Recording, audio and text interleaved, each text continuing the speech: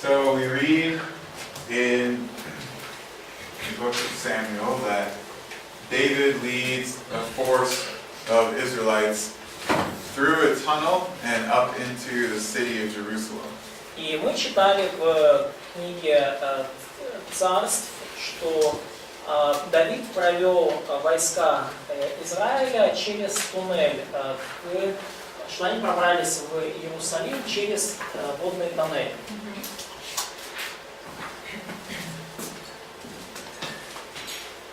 So this is a water tunnel, part of a water tunnel underneath ancient Jerusalem. И вот эта часть действительно водного тоннеля под древним Иерусалимом. They carved it through the rock. И они его продолбили в скале. The Canaanites did this hundreds of years before David got there. И хананеи это сделали еще за сотни лет до того, как там появился Давид. Using tools of bronze. Используя бронзовые орудия. So limestone is a rock, it's pretty soft. И скала, камень, земля, на которой стоит Иерусалим, это не настоящая скала, это достаточно мягкая порода. So they didn't need really advanced tools to cut through the rock, it just took them a lot of time. То есть им не надо было слишком известняк, на котором стоит Иерусалим, это не скала, и поэтому им не нужны были особенно такие твердые орудия, чтобы через нее продолбиться. So one of the openings in the tunnel was outside the city, and then it came up inside the city. И один из входов в этот тоннель, он был за пределами города, а уже заканчивался тоннель внутри города, то есть выходил внутрь города. So David and his men didn't carve this tunnel themselves. The Canaanites or the Jebusites in Jerusalem, they were using it to bring a water supply in. То есть Давид и его войска не пробивали этот тоннель самостоятельно, хананеи, и они сделали его для того, чтобы проводить воду. So you can walk through that today. И вы даже сегодня через него можете пройти. Probably, maybe reference is not correct or correct. И до куда он идет? So, Second Samuel. where is leading? What? In what place of Jerusalem this tunnel is leading? Just into ancient Jerusalem, near where the stronghold, basically. Где-то, не знаю, в древнем Иерусалиме он выводил. Near where David built his А palace. докуда ведет? Где-то недалеко от, Yeah, the reference is right. дворца Давидова. It says through the water tunnel.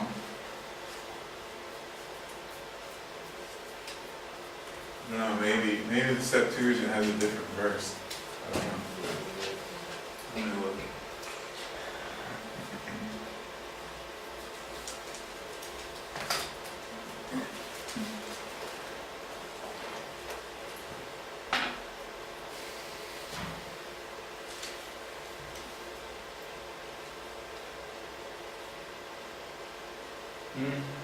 No, it's the same verse. Yeah. Okay. What do they translate it? The washing It's almost it's of David's soul. Okay, I see that part. 2 Samuel 2:5-8, yes? Uh-huh.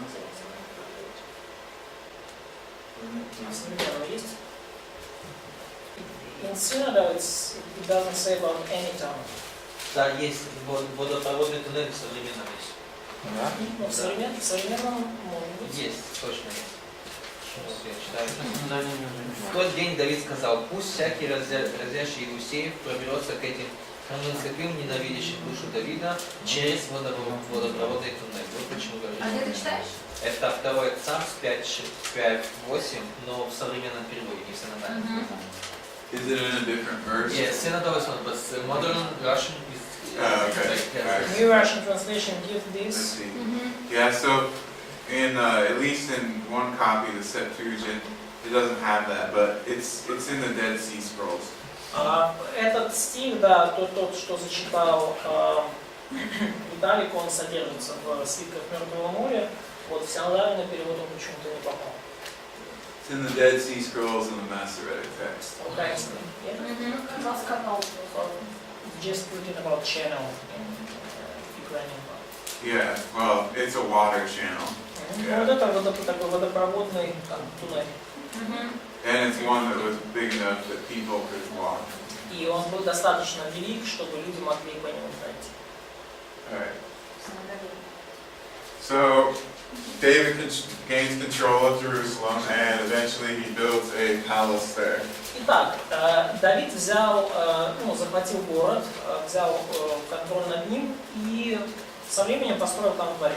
So a few years ago, they were doing construction and they discovered the ruins of this gigantic building where David's palace should be. И несколько лет назад они осуществляли стройку на той территории и обнаружили остатки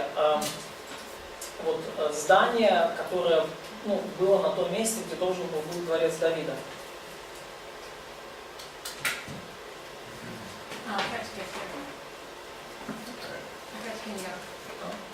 Опять каньон. Again. What? Опять каньон.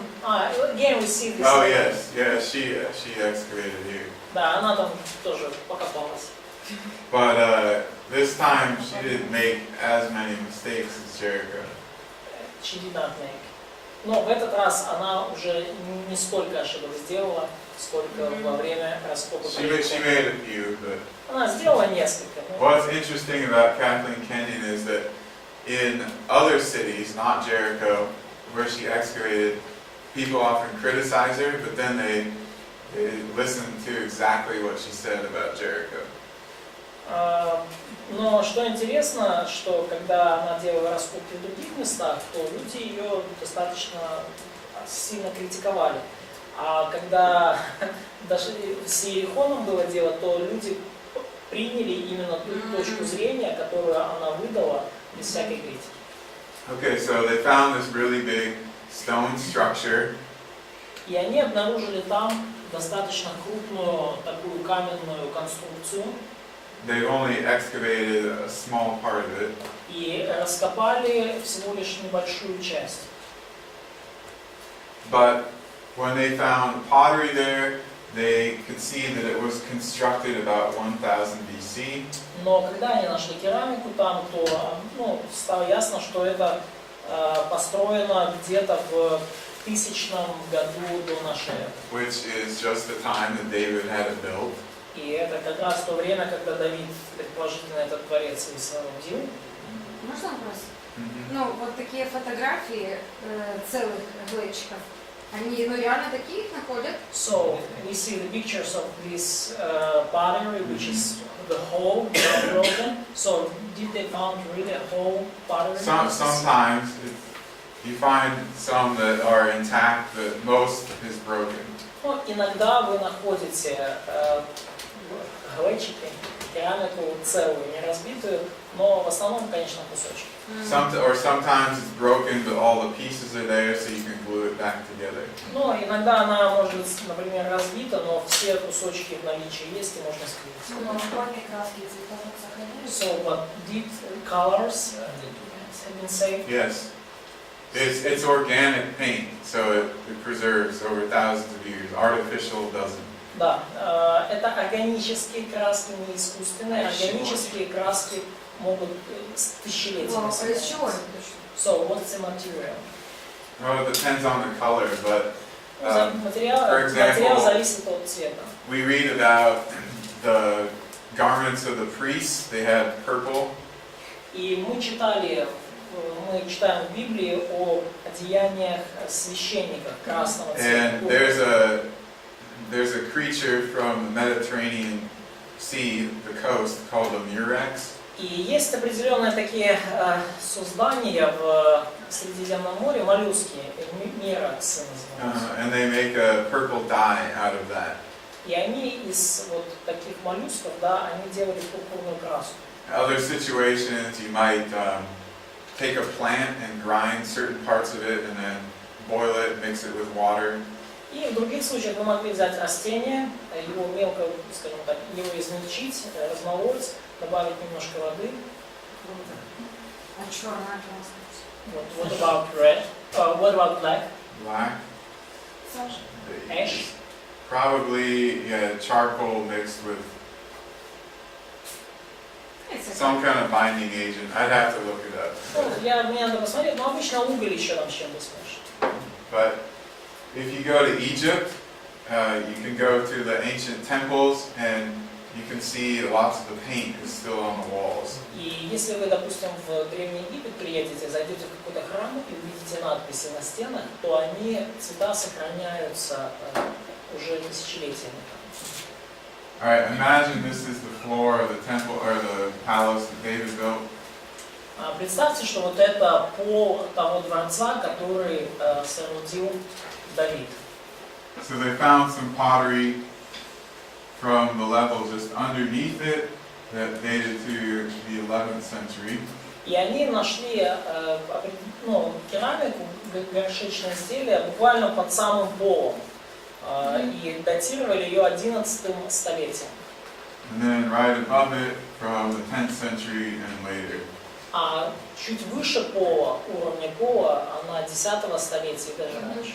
So it tells us the date of the construction of this floor and the associated building. И оно нам указывает на дату постройки вот этого пола, ну и понятно всего здания, к которому оно относилось. And David reigned 1010 to 971. И Давид, кстати, правил вот с 1010 по 971 год до нашей эры. Also, they found many of these little clay stamp seals, the boule, it's in your sheet, in your terms. И они также обнаружили множество глиняных печатей, или буллы их называют. Комок глины, спрессованный вокруг веревки с печатными печатями. It's what officials used to stamp documents and show it was an official document. И это было с помощью этой печати чиновники, официальные лица запечатывали документы. И таким образом было видно, что, ну или ставили печать на них, было видно, что это официальный документ. So we know this building was used by the royal administration for hundreds of years after the time of David through the monarchy period. И мы знаем таким образом из обилия этих булл, что это было здание использовалось для административных целей, для управления столетия после Давида, весь период монархии. So this is part of the wall of the palace. И вот эта часть стены дворца. It's built on the edge of a hill that goes into the Kidron Valley. И построен он на краю скалы, которая ведет к долине Кедрона. So some of the walls still standing today, even here's the retaining wall and then here's the main wall. И вот это некоторые части стены сохранились. Вот одна из стен это поддерживающая стена, которая поддерживает почву от эрозии, а вот некоторые участки это основная стена. Now they found a couple things that had fallen down the hill. И также они обнаружили некоторые предметы, которые упали, некоторые вещи, которые упали ниже по холму. Ну, то есть это, если вы смотрите вот сверху, снизу вверх. Снизу вверх. By the way, that's an ancient toilet.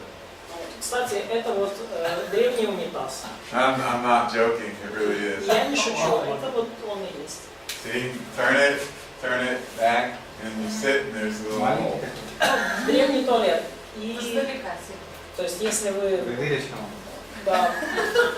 поднимете его, поставите, можете использовать. I need one of those in my house. Мне нужен такой кино. Doesn't have a normal one. No, that's better. Этот лучше. It'll last 3,000 years. Этот лучше, потому что ему этот уже, если уже 3000 лет он продержался. Ну да, качественно. Не эпицентр. It's not something you can buy in a store. Yeah. Просто мало использовали. Probably it was used not. Да, конечно, каждый день надо ходить. So at the bottom of the hill, though, they found the capitals of some columns. И внизу этого холма они обнаружили также основание колонн.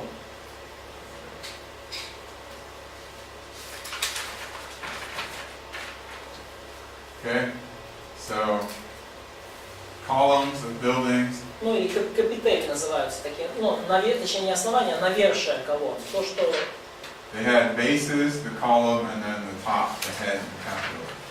и, я прошу прощения, не основание, то есть у колонны есть основание внизу, а есть навершие или капители называют еще. And these were carved a certain way in different periods and areas. И вот эти навершия, их вырезали из камня различной формы в разное время. And some that they found here, they were carved in a Phoenician style. И вот эти колонны, которые нашли в этом дворце, были вырезаны в финикийском стиле. Well, we know that David had Phoenician builders and architects who helped him construct his palace. И мы знаем, что у Давида были финикийские архитекторы и ремесленники, которые помогали ему в постройке дворца. А почему вы пропустили, что вот в этой конструкции Киньон нашла керамику с этого X века? Why did we left the point that Mrs. Kenyon found a pottery of 10th century there? Yeah, that was what we talked about here. Это как раз то, о чем мы говорили там. They also found this in the newer excavations. И также они обнаружили это в новые раскопки. So Hiram of Tyre sends these people to help him build his palace. И вот Хирам царь Тира сказал, что, ну вот это описано во второй царстве, что Хирам царь Тира помогал им строить этот дворец. And it seems that Hiram of Tyre is mentioned on this Phoenician inscription.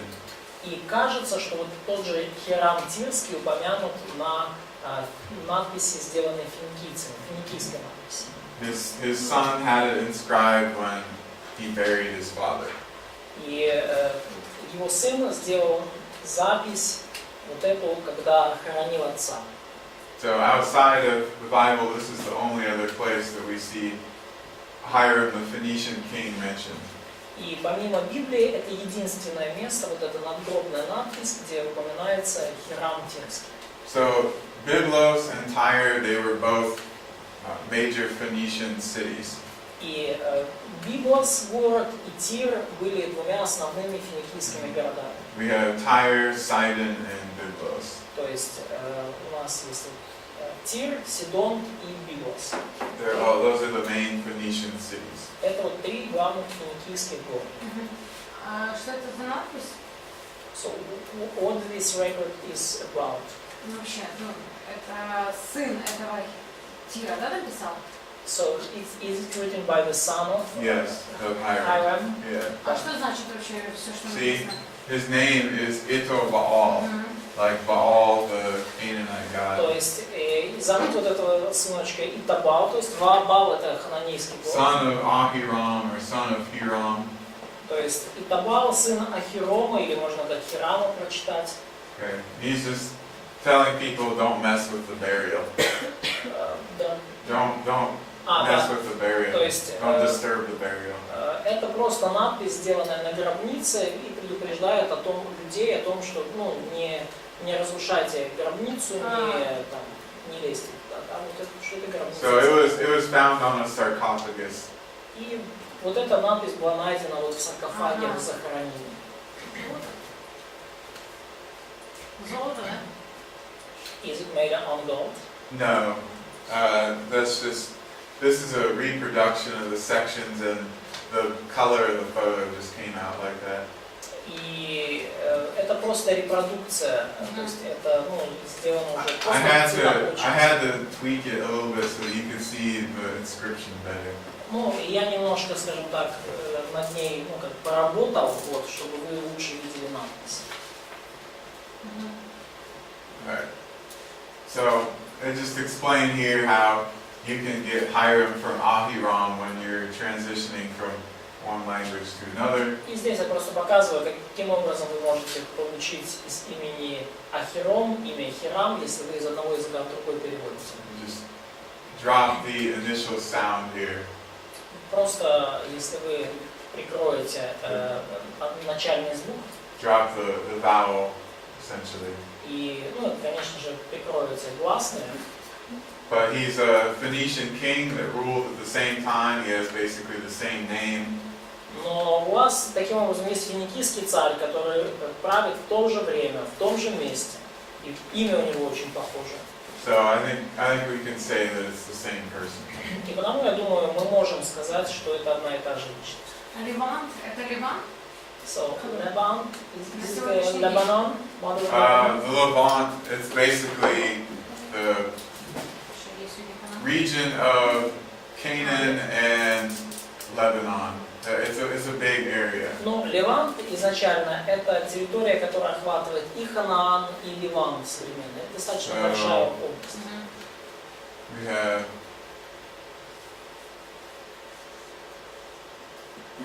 Mesopotamia is here. Вот это Месопотамия, да, где две реки. Anatolia is here. Анатолия там, где Турция сейчас. Egypt is here. Египет здесь. This area is known as the Levant. И вся эта территория между называется Левант. It's just a geographical term. Это просто географический термин. S-H-M. Yeah.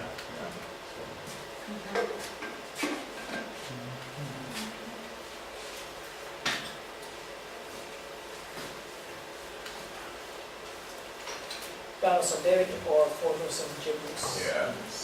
Okay. So similar, well, same people basically who argue that David didn't exist or that he wasn't an actual king, argue that this isn't his palace.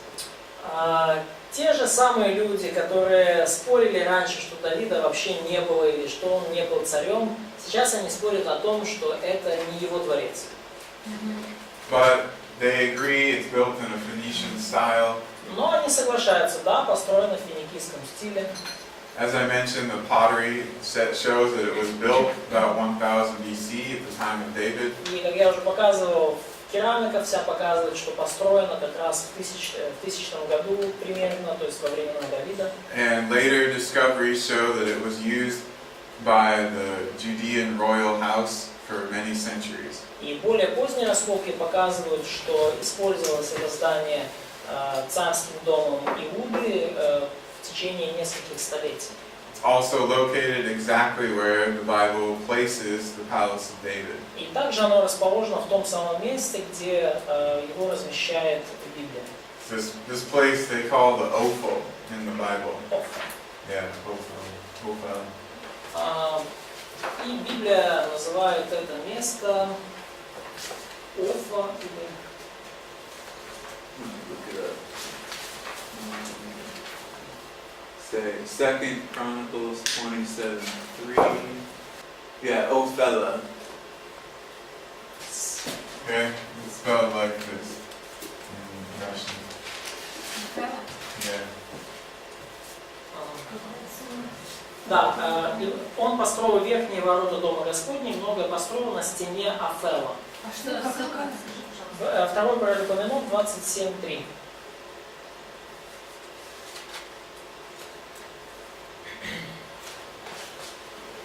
Второй пророк упомянул 27:3.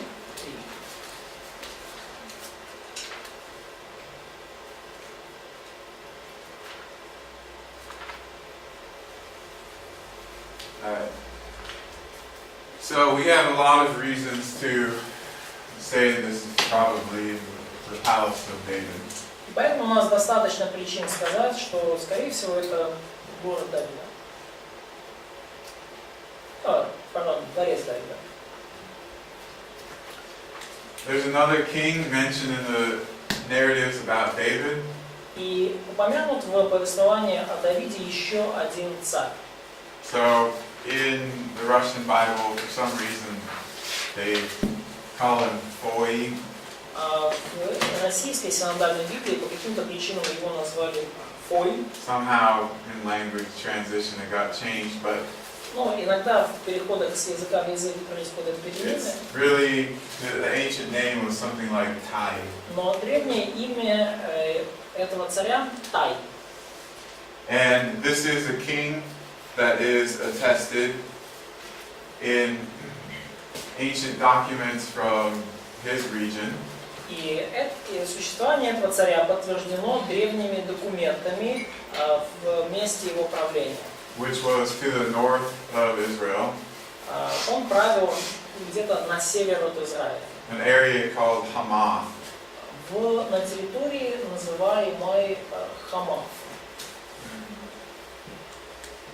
So fairly recently, some inscriptions were found from about 1000 BC mentioning this King Tai or Taita. Совершенно, совсем недавно были найдены древние надписи, упоминающие вот этого царя. Надписи относятся к X веку до нашей эры и говорят вот о Тае или о Тайте. And again, before this discovery, the Bible was our only known source mentioning this ruler. И до того, как эту надпись нашли, этот царь упоминался только в Библии. Не было других источников, где бы он упоминался. This happens many, many times. И это случалось много-много раз. We have all these people named in the Bible, and eventually over time we find inscriptions mentioning them from when they lived. То есть есть длинный список людей, которые там упомянуты в Библии, и нигде больше про них не сказано. И потом бабах, находим какую-то надпись, и она подтверждает, что эти люди действительно жили в это время, в этом месте. All this stuff got buried, but the Bible was copied and preserved over thousands of years. И все эти таблички уже давно там сгорели и закопаны под слоями земли, но Библия была переписана много раз, скопирована, и таким образом их у нас сохранилось. There are about 100 names or people just from the Old Testament that are attested in inscriptions outside the Bible. Есть около 100 имен или 100 людей, которые их существование не подтверждено ничем, кроме Библии. So, you mean in ancient world or just in Israel? No, in the ancient world. Ну, и это не люди, не израильтяне, они не относятся к израильской нации, а именно люди древнего мира. Some of them are kings, some of them are officials, some of them are just regular people. Некоторые из них цари, некоторые из них чиновники, некоторые из них обычные люди, не принадлежащие к Израилю.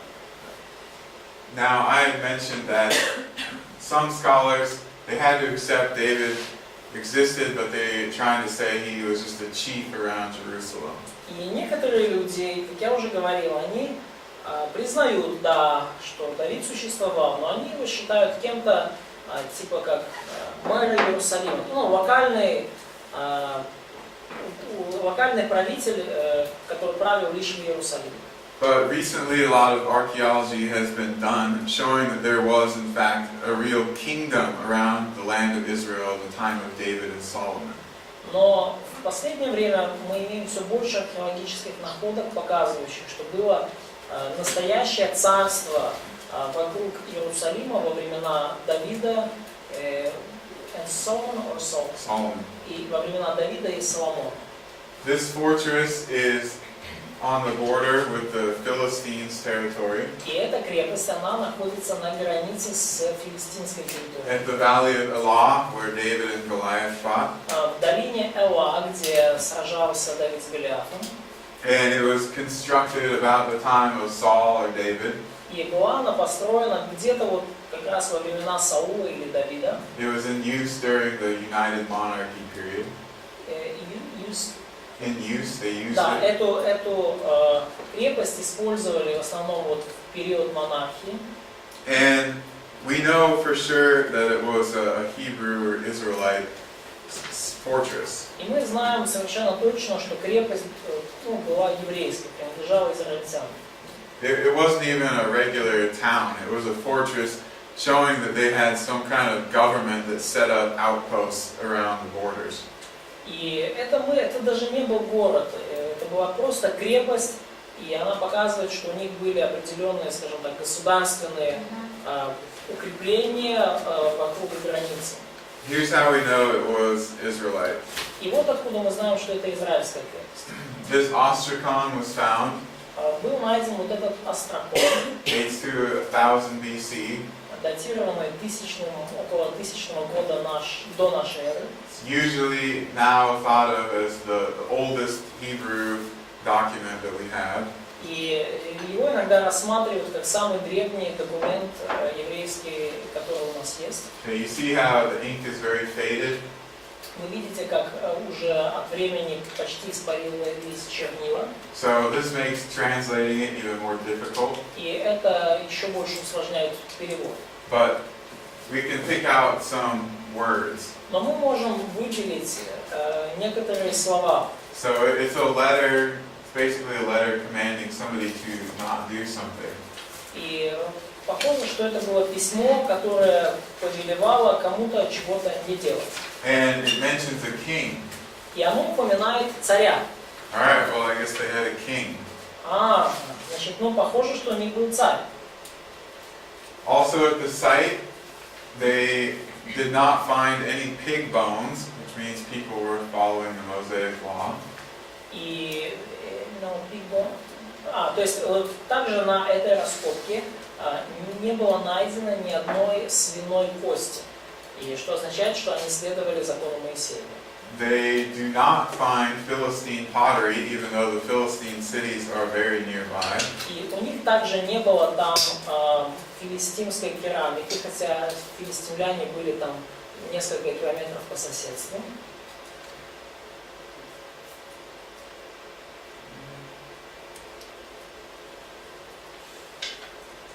And even though they found some kind of shrine, they didn't find any idols. И даже несмотря на то, что они на территории этой крепости они не нашли ни одного идола, хотя и нашли определенные там гробницы и усыпальницы, склепы. То есть там были склепы, то есть места, где хоронили людей, но не было ни одного идола. So they're offering some kind of sacrifices, but there are no idols. They're not eating pork. You know, they write in Hebrew. They use Israelite pottery. То есть вот загадка, да. То есть они не поклоняются идолам, не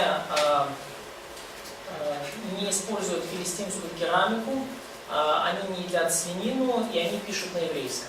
So we're sure that they were Israelites following the Mosaic law who lived or were working at this fortress. То есть мы уверены, что это были израильтяне, подчиняющиеся закону Моисееву, которые жили и даже строили крепости на этой территории.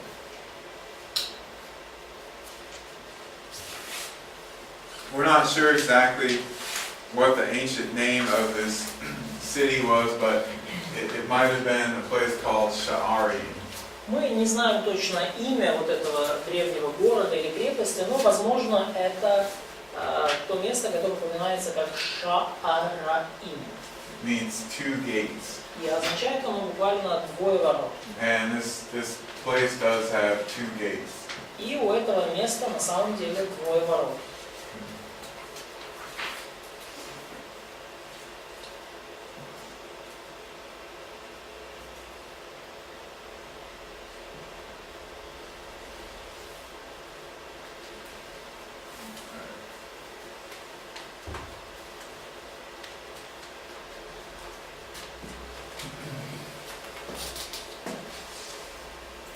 So this fortress is located down here.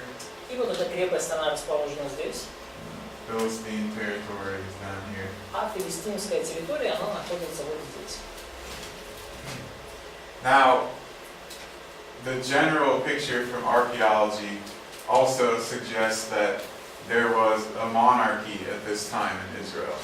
И общий взгляд археологов сходится на том, что в это время в Израиле была монархия. So first, there was a big increase in all the towns, the settlements of Israel. И, во-первых, почему? Во-первых, произошло существенное увеличение, рост во всех городах и поселениях Израиля. Like during the time of the judges, the Israelites, they made all these new villages, lots of different places. То есть во время судей израильтяне организовывали вот такие вот поселения, деревни во многих местах. And then, about the time of Saul, David, and Solomon, Но во времена Давида и Соломона Jerusalem got bigger and many of these smaller towns were abandoned. Иерусалим разросся, а многие из этих вот небольших поселений, они наоборот были заброшены. So this tells us that there was a capital of a country and they centralized the government in one place.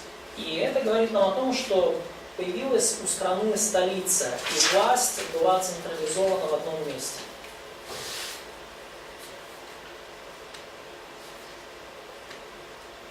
Reasons for that.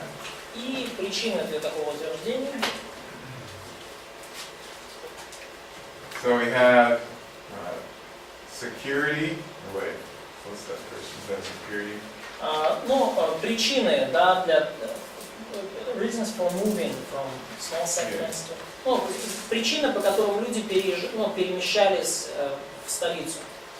Yeah, so we have you're better protected in a walled city where you have an army. Во-первых, защита и безопасность, да. Вы лучше защищены, если вы находитесь в городе со стенами, где находится также армия. If you have a kingdom, then you need an administration to run that kingdom. И если у вас есть царство, то вам нужна определенная администрация, государственный аппарат, чтобы управлять этим царством. And then the religion was centered at Jerusalem once the temple was built. И когда был построен храм, также в Иерусалиме была централизована религиозная жизнь. So at this time they're fighting the Philistines a lot. И в это время они много воюют с филистимлянами. Well, they're less susceptible to being defeated if you have a large army in the walled city like Jerusalem. И меньше вероятность вашего поражения в войне, если у вас есть укрепленный, с фортификацией город, в котором находится армия. During the time of Solomon, we read that he assigned administrators to all these different cities and districts around the country. И читая правление Соломона, мы видим, что он назначил управляющих во все районы, во все регионы страны.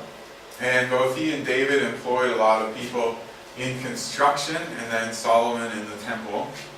И мы читаем, что Давид, он дал работу многим людям при постройке in construction of all other buildings. Of just many things in То есть Jerusalem. много чего строилось в Иерусалиме при Давиде, многие люди в этом участвовали. И при Соломоне мы знаем, что строился храм. And then working in the temple, of course. И, конечно же, многие люди трудились, служили в храме. So we would expect people to leave some of the villages and move into the capital city. То есть мы ожидаем, что многие люди, они оставили свои деревни и переехали в столицу. And then, of course, the temple required a large support staff. И, конечно же, сам храм, сам по себе, он требовал серьезной поддержки. So that's what we read about, that's what we see archaeologically.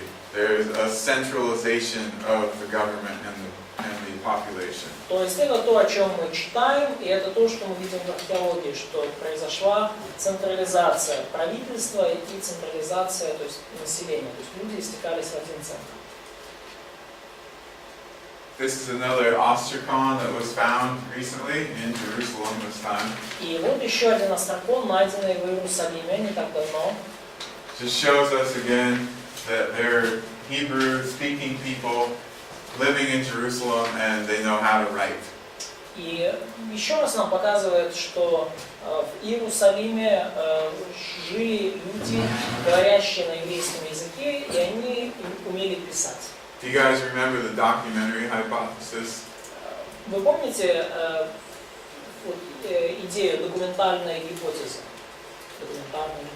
So many years ago, critics of the Bible were saying that people in the time of David and before, they didn't know how to write.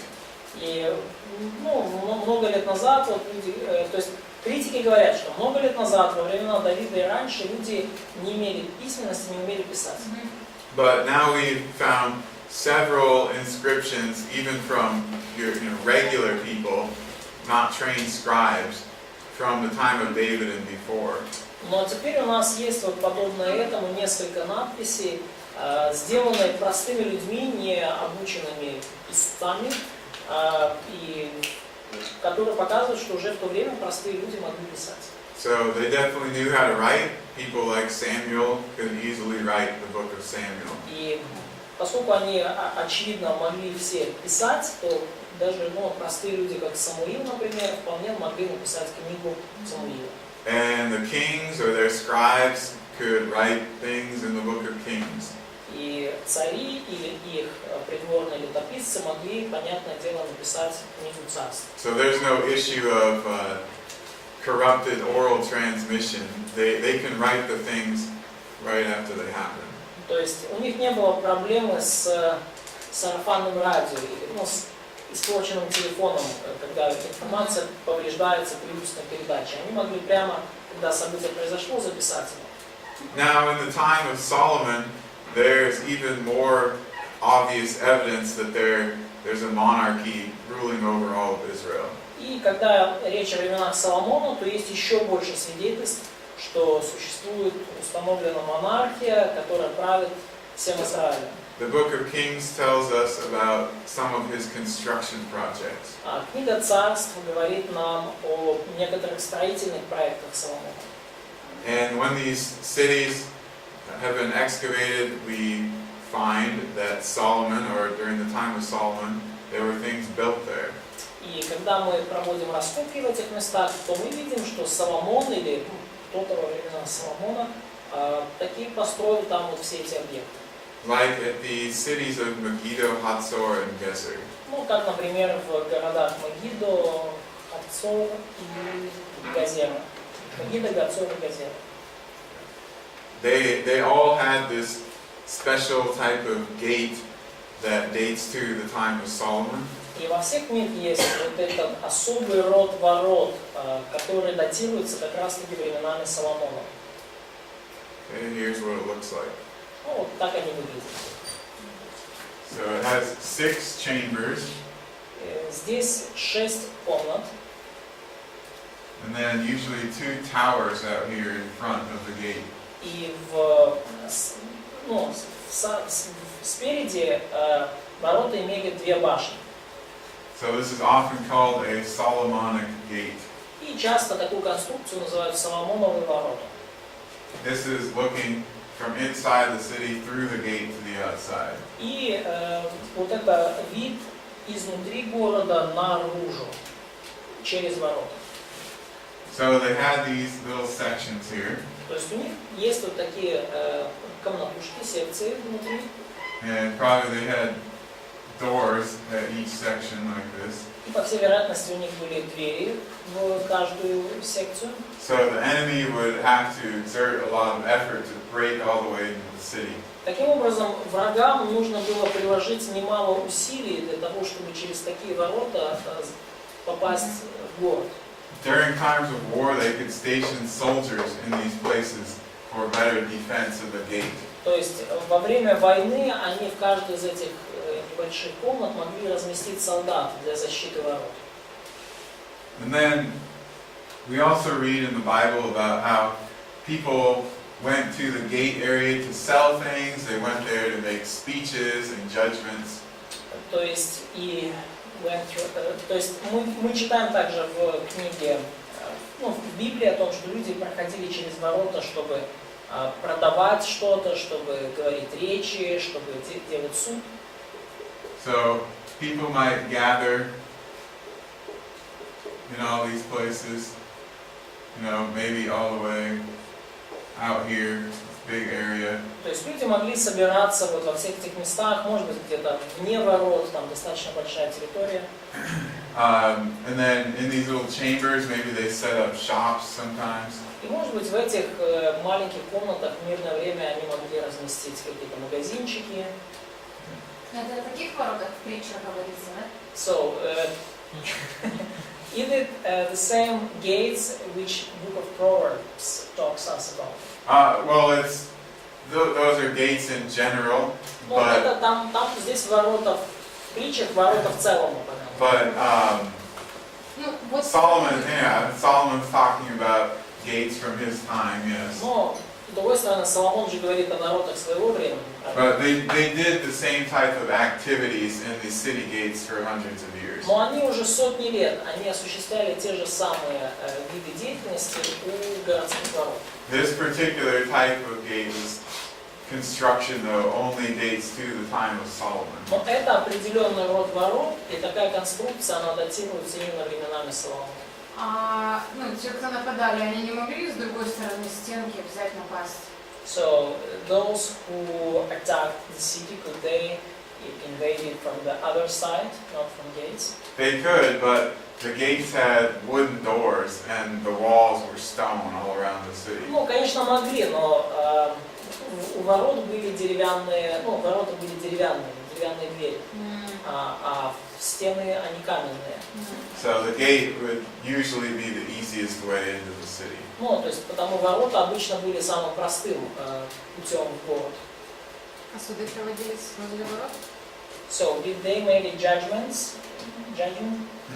near the gates? Yeah, that's what we А read about. почему Да, это ворота о чем такие мечта? были важны? А? Тусовались. Что? Почему ворота были важным центром? So, why did these gates were so important place, so where people hang out and... It was an open area, and they didn't have many open areas in those walled cities. Но вообще территория возле ворот была как открытая площадка, и у них не так много было таких открытых площадок, территорий, в древних городах. It's also the entrance to the city, so the people living in the villages and the countryside would come to that part. Ну, также это, скажем так, вход в город, и все люди там из провинции, из деревней, они, стекаются в город через эту точку. So it's the entrance to the city, and a lot of people would pass through that area. То есть это вход в город и большой, как мы сейчас говорим, трафик. Да, то есть много людей туда, назад, они передвигаются через это And место. those areas were sort of like a public square. Ну и такого рода территории, это были такие публичные места. They didn't make parks in the middle of their cities. Они в центре города в то время не делали парков. They were trying to conserve space because they had to have a wall all around the whole city. Они всячески пытались сохранить территорию, потому что вокруг города у них были стены. Они максимально старались запаковать все внутри городских стен. А получается поля и все остальное их не работает за городом. So the fields and most of the other, so they work, the places where they work, the fields, all of it had been outside of city. Yeah, all the agriculture is outside the city wall. Все сельское хозяйство происходило за городскими стенами.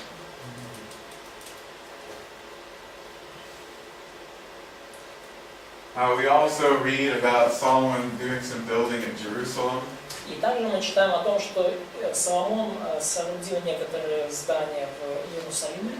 And there are walls constructed during the reign of Solomon that have been found at Jerusalem also. И в Иерусалиме также были найдены некоторые стены, построенные как раз-таки во времена Соломона. Some of them are preserved very well. They're still tall. И некоторые из них очень здорово сохранились, и они до сих пор высокие. They reused these over many, many years. Эти стены были использованы заново много-много лет спустя. Then the city was destroyed by the Babylonians and basically abandoned. И потом город был уничтожен вавилонянами и, в общем-то, заброшен. So much of it was left there and covered over for hundreds of years. И многое из вот этих построек, оно было здесь оставлено и ну, просто покрыто, короче говоря, землей и не использовалось столетиями. So people didn't go and take these stones and reuse them in later building projects, so the wall was preserved for us.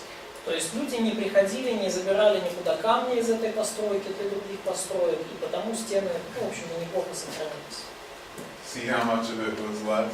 Смотрите, сколько вот осталось. You can see what their construction was like. И вы можете увидеть, как выглядела ну, конструкция, как они строили.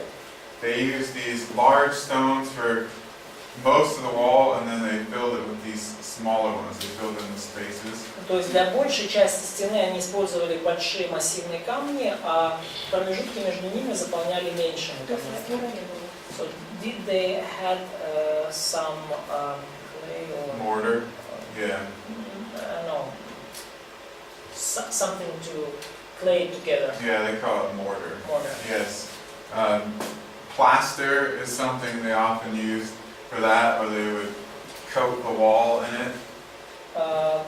То есть они использовали You know what plaster is? штукатурку для ну, того, чтобы покрывать ею стены. Okay, so that's usually what they would use. So they А между камнями? so but in Или between камни во stones. что-то ложили? Yeah, they would use some of that, but they also constructed it in such a way that they didn't need something really gluing it together. They were all forced tightly together, the stones. То есть они, может быть, туда что-то, да, и как-то скрепляли, но в целом конструкция была такая, что они вдавливали силой эти камни настолько, что их не надо было скреплять никаким дополнительным раствором. So you see how it's still standing, this wall's still strong now. Вы видите, что стена до сих пор стоит, и она все еще крепкая. If they had made it like they make brick buildings here, that it would just crumble. То есть, если бы они сделали ее таким образом, как сейчас делаются кирпичные постройки, то бы она давно уже обвалилась и развалилась на куски. Но вопрос, куда вдавливали? So the question is where they forced it. Нет. So they wedged these stones together as tightly as they could, and where they had some space, they put smaller stones in between it. То есть они подгоняли эти камни настолько близко друг к другу, насколько получалось, а потом в промежутке между ними загоняли маленькие камни. So all the stones, they're all touching each other. И все эти камни таким образом они касаются друг друга, скрепляют друг друга. It's kind of like an arch. Ну, это как арка. Okay, so an arch, all the stones are fit together tightly so that it stays as one unit. То есть в арке, в такой конструкции, все камни, они крепко, тесно скреплены друг с другом, и потому вся конструкция прочно стоит. They don't have to have something to glue it together. Им не нужен никакой раствор, чтобы скреплять их. В арке же за счет формы и сила идет. So, but in the arc, it happens because of the form of construction and the mass weight of it. Right.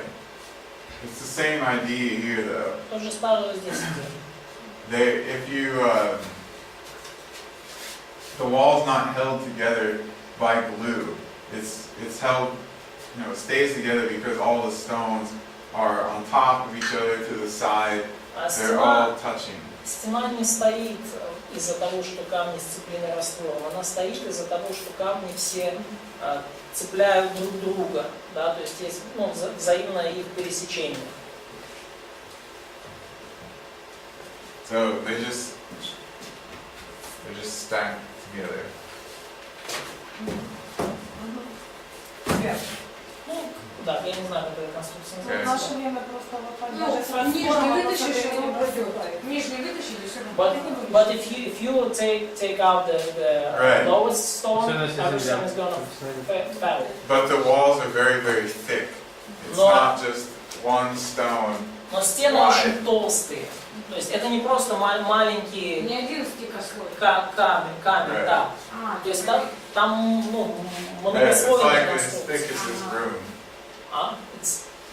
As thick as this room? Yeah. То есть толщиной с эту комнату.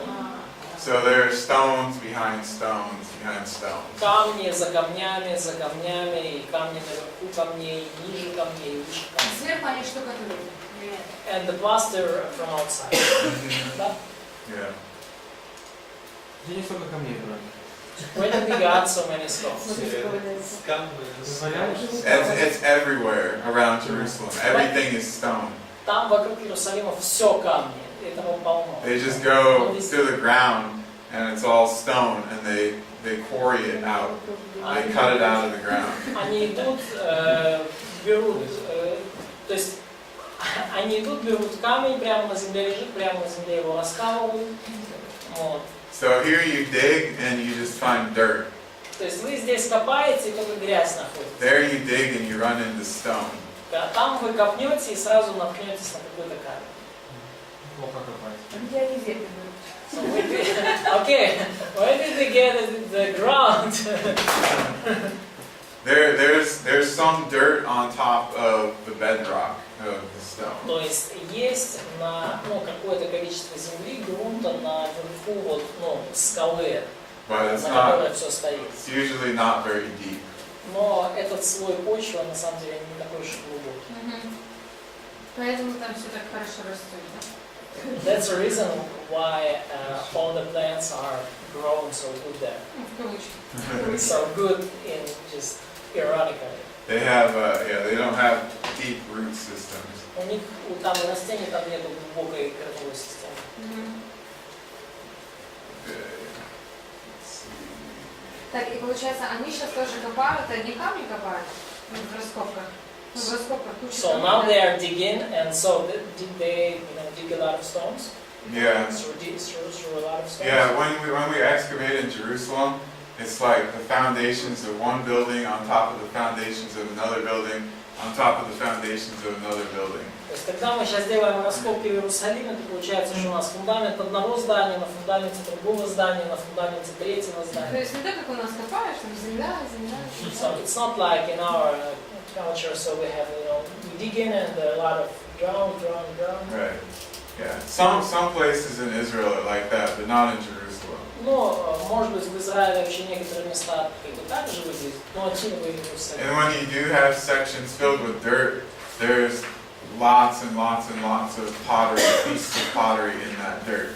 И даже когда вот встречаются вот эти слои, ну как почвы, да, как грязи, то все равно в этих слоях куча керамики, там, осколков. So you don't have to dig very far to run into some kind of stone. То есть вам не нужно сильно далеко и глубоко копать, чтобы наткнуться на какой-то камень. This tomb here is called the tomb of the Egyptian princess Гробница вот здесь, вот ее называют гробницей египетской принцессы. because it was a tomb that was constructed in Egyptian style. Потому что это была гробница, построенная в египетском стиле.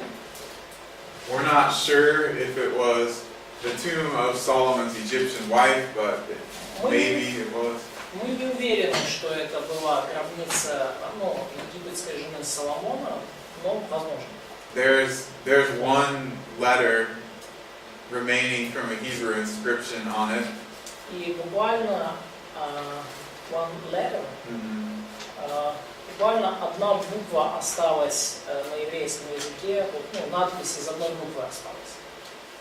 And it seems to be from after the time of Solomon, but we don't know if it was put there when the thing was originally built or not. И кажется, что это вот где-то датируется эпоху после Соломона, но мы не знаем. So you talk about inscription. Yeah. И мы не знаем точно, была ли эта надпись оставлена вот, ну, тогда или позже. То есть момент постройки или позже. Solomon, when he married this princess, the Pharaoh gave him the city of Gezer. И когда Соломон женился на дочери фараона, то фараон ему подарил город Гезер. So he gave him a city which was burned out. Yeah. Да. Apparently the Canaanites were living in Gezer at that time, so the Pharaoh destroyed them and then gave the city to Solomon. Но, то есть, очевидно, что хананеи жили в этом городе в это время, и фараон уничтожил хананеев и подарил Соломону город. Приданное.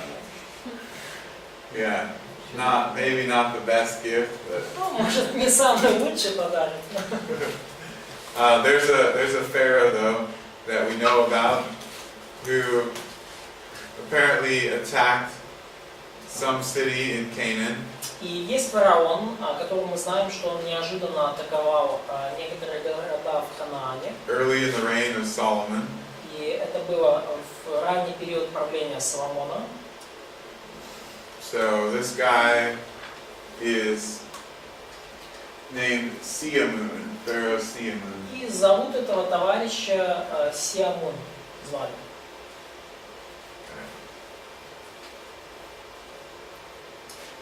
Okay. Queen of Sheba. И также царица Савская. We don't know exactly what her name was.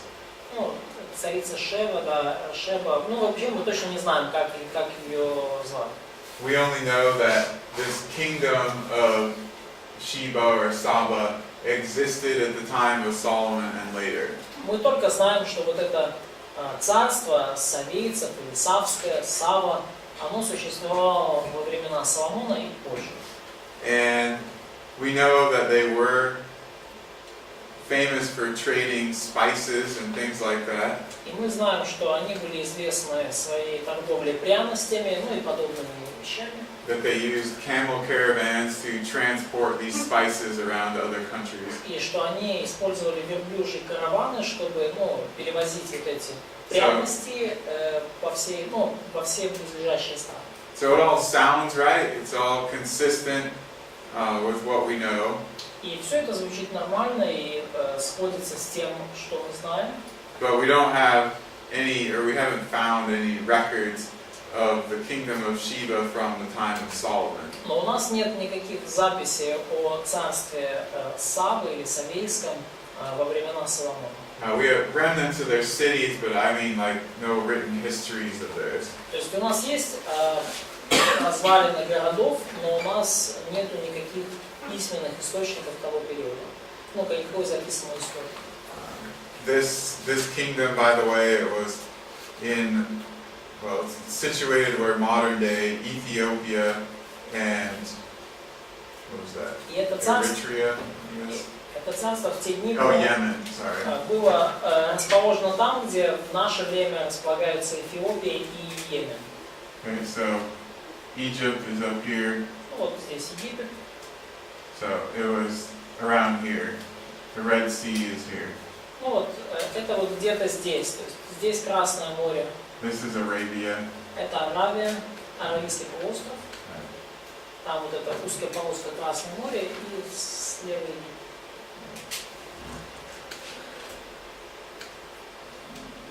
We read about Solomon adopting some pagan gods. И мы читаем о том, что Соломон перенял некоторых языческих богов. Они в то время были худые? So, Мода. did they already had a fashion or trend to be skinny as women standard for beauty? I don't know, is that skinny? Я не знаю, вы это худой считаете? Не 16 век. It's not a 16th century, obviously. Oh, yeah, but those people are weird looking. I don't know. That's not what people normally look like unless they sit in their palaces and eat all day. Ну, это не то, то, что 16 век, это не то, как обычно выглядят люди, если только они не сидят во дворцах целыми днями и не едят. These people had to work all the time. And, Этим людям приходилось постоянно работать. yeah, so they weren't as big as some people are today. То есть они не были такие здоровенные, как некоторые люди наши. But this is how they depicted some of their goddesses. Но вот таким образом они изображали некоторых богинь. She's standing on an animal here, actually. Она здесь стоит на каком-то животном. This is pretty common. The Canaanites and the Phoenicians often depicted their gods standing on some kind of animal. И это очень очень распространенное явление, как и финикийцы, и хананеи изображали своих богов стоящими на каком-то животном. But this goddess Ashtoreth or Astarte, she's well known from Canaanite and Phoenician artifacts. Но вот эта богиня Астарта или Аштарта, она очень хорошо известна и была распространена и у хананеев, и у финикийцев. А откуда вот, например, Астарта? Почему именно Астарта? Откуда пошло такое? Имя? Ну, имя, да, и что это женщина, ну вот эта история. So why did they choose the name? Where this story of Ashtarta came from? Probably from Ishtar, the Mesopotamian goddess. Скорее всего, от Иштар, месопотамской богини. So they just adopted it То есть они просто into their local language. переняли и на своем собственном языке, скажем так, придумали имя этой богини. We also read about the Asherah many places in the Old Testament. И также мы много раз в Ветхом Завете читаем, находим имя Ашера. So some people equate the Asherah with the goddess Ashtart. И многие люди приравнивают Ашеру к вот как раз к этой богине Астарте. But I think this is something different. It's a wooden pole. The Asherah is a wooden pole that some of the Israelites used to represent Yahweh. Но я думаю, это что-то другое. То есть Ашера — это деревянные столбы, которые израильтяне ставили, чтобы показать, представить Яхве. There are a lot of these little clay female statues found in ancient Israel. И вот много таких глиняных статуй находят в древнем Израиле. Они из глины. And there are little clay statues of men on a horse that are often found also. И также есть небольшие глиняные фигурки мужчины на лошади, которые мы тоже часто находим. So there is debate over exactly what these are supposed to represent. И идут споры по поводу того, что эти фигурки представляют. They might have just been toys. Они могли быть просто игрушками. Maybe they were household gods, like the things that Rachel was stealing. Может быть, это были вот эти домашние боги или домашние идолы, подобные тем, которых украла Рахиль. But none of them have inscriptions on them that name a god Но ни or на одном goddess. из них нет никаких надписей, которые бы указывали имя Бога или богини. Of course, they weren't supposed to make statues like this. И, конечно же, им, вообще говоря, не было позволено и повелено, и было заповедано не делать подобных статуй. So they were breaking the Mosaic law in doing so. И делая это, они уже нарушали закон Моисея. But they were copying the ways of the nations around them. Но они подражали путям тех народов, которые жили вокруг. All right, one more thing and then we'll take a break. А еще одна деталь, и мы пойдем на это. All right, the temple. Храм. The temple, we can't excavate there. Храм, на его территории мы не можем провести раскопки. Because the Dome of the Rock and Al-Aqsa Mosque are on top of the Temple Mount. Потому что вверху этого храма сейчас построили мечеть. There were some excavations of tunnels underneath there in years past. И были в прошлом попытки сделать раскопки в туннелях. And there's been some illegal digging also. И также были некоторые незаконные раскопки. So we do know that things were built there at the time of Solomon and even farther back. И мы знаем, что было что-то там построено во времена Соломона и, может быть, даже раньше. The hill, the top of the hill still exists, and it's actually inside the Dome of the Rock.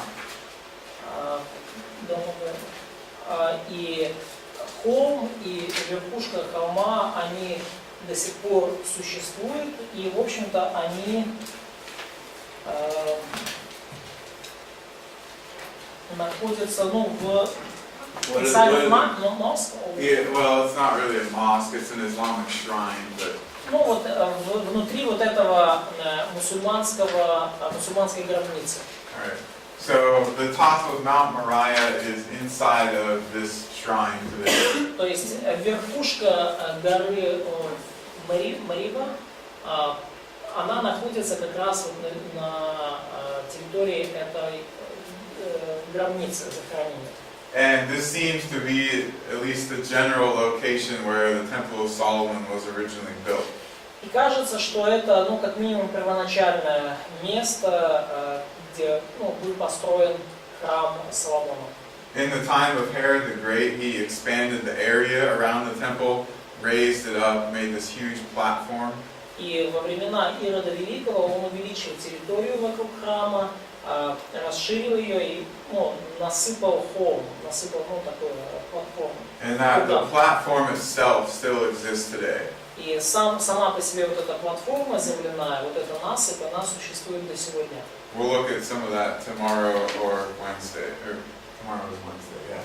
Да, и мы посмотрим Tomorrow or Thursday. на это завтра или в четверг. But some people have even suggested that there's a spot in this rock which has the same measurements as the Ark of the Covenant. И некоторые люди даже вот предположили, что есть в скале определенный вырез или пространство, которое по размерам совпадает с Ковчегом Завета. And so that maybe that's where it rested, and this was inside the Holy of Holies when the temple was still standing. И может быть это вот как раз здесь этот ковчег и находился, и может быть это как раз вот было место внутри святого святых, где сейчас стоит вот это захоронение. Anyhow, it's likely that the temple originally stood about where you see the Dome of the Rock shrine today. И похоже, что храм изначально стоял на том месте, где сейчас находится гробница. Как она сейчас называется? Мечеть Амара, it's like Mosque of Amar. Okay. Ну да, то есть вы слышали. Просто там не гробница на самом деле, где вознесся типа этот, как его, Мухаммед оттуда. Alright. So, we just have some bits and pieces that have been found over the years from the time of Solomon. То есть у нас есть буквально некоторые там кусочки и отрывки, ну, находки времен Соломона. We have the platform of the Temple Mount from the time of Jesus. То есть у нас есть примерно, ну, платформа храмовой горы времен Иисуса. But mostly we just have descriptions or references to the temple in ancient documents. А по большей части у нас есть какие-то описания и ссылки на храм в древних документах. Вопрос. От храма что только фундамент остался? So, probably only foundation or basement left from temple, yes? Yeah. Да. Just the, you know, what it was built on, the stone. Только тот камень, то, на чем оно было построено. Еще вопрос. Как давно, ну вот этот храм Амара там появился, почему и когда его снесут? So, how long this Dome of the Rock or this mosque is staying here, and when it's going to be destroyed? When it's going to be destroyed? It's been there for over 1,300 years. Это мечеть там или что там? Она там уже 1300 лет стоит. 700 года, что ли? from 700, Yeah, even just before 700. даже Yeah. до 700. То есть, получается, сразу появилось, после того, как появилось мусульманство, через пару столетий, да? So almost after birth of Islam, Yeah. да. А что позволили строить? So why did they allow to build such building in Jerusalem? Because the Muslims, they controlled Jerusalem. Потому что мусульмане, они держали Иерусалим под контролем. They took it over. Они его The завоевали. Roman Empire, or the Byzantine Empire, they controlled Jerusalem until 614 AD. Римская или Византийская империя, они контролировали Иерусалим вплоть до 614 года нашей эры. When the Sassanid Persians attacked the city, И Сасанид, I don't know how you say it, ну, Persians, до тех пор, пока персы не атаковали город. they were Zoroastrian. If you've ever heard of Zoroastrian religion. Они были перцы зороастрийцы, они атаковали город. And then very soon after that, one of the Muslim caliphates, Muslim dynasties, attacked Jerusalem and took it over. Ну и через какое-то время один из мусульманских халифатов напал на этих персов и отобрал Иерусалим. А откуда они пришли? So кто? Ну Персы? вот, да, нет, эти мусульмане с Аравии пришли. So where did these Muslims came from? From Arabia. Да, С из Аравии. Аравии, да? So except for a short time when the Crusaders controlled Jerusalem, Muslims controlled it until 1918 when the British took it over. Но вплоть до кроме небольшого промежутка времени во время крестовых походов, когда европейцы контролировали Иерусалим, захватив его, мусульмане им владели вплоть до 1918 года, когда Иерусалим стал территорией Британской империи. And when Israel recaptured East Jerusalem in 1967, they decided not to destroy the Dome of the Rock and Al-Aqsa Mosque. Но когда Израиль овладел снова Восточным Иерусалимом в 1967, то они решили не разрушать вот эту мечеть. Они кто? Jerusalem government, No, the government of Israel. ну, правительство Израиля решило не разрушать эту мечеть. Because they thought that it would just cause more war. Потому что они думали, что это просто приведет к еще большему количеству боевых действий. У них и так с мусульманами не надо, еще мечеть разрушить вообще. Но собираются скоро разрушить и ставить храм. Скоро, не скоро. They are going to. Ты этого не увидишь. Надеюсь. It's common opinion they are going to destroy this mosque and to build the temple again. Yeah, but when? No, We don't but know. But, I mean, yeah, you would, if you're going to build a temple in the same spot, then you need to clear that shrine out of the way. But Ну, конечно, если вы хотите храм на том же самом месте построить, то вам нужно эту мечеть убрать с глаз долой. but we don't know when. Но мы не знаем, когда это случится. So. All right, let's take a 10-minute break. Перерыв 10 минут.